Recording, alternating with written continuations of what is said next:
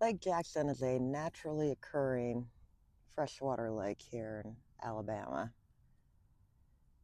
Now, the interesting thing about Lake Jackson is I say naturally occurring,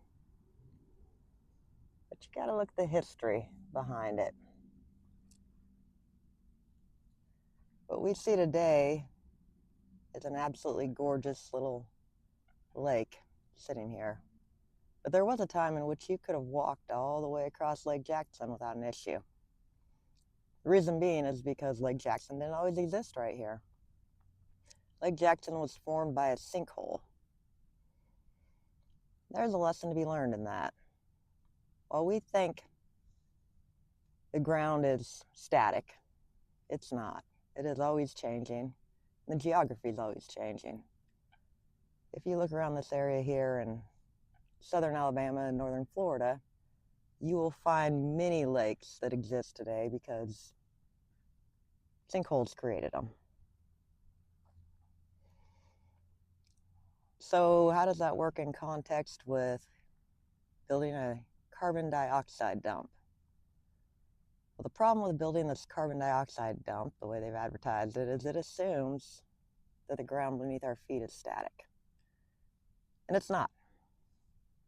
The time frame they gave us for that carbon dioxide turning to limestone is somewhere between 5 and 500 years. Reliant's plan is to dump CO2 into the ground underneath a cap rock for approximately 30 years before they will cap those wells off and walk away. When the wells are capped off, they will have somewhere in the neighborhood of 900 million metric tons dumped into the saline aquifer that exists about 4,000 feet under the ground here. Reliant will be required by the EPA to monitor those wells for another 50 years following that closure of the injection site. That leaves about 450 years in which it will not be monitored, and that CO2 will exist as a liquid up under the ground.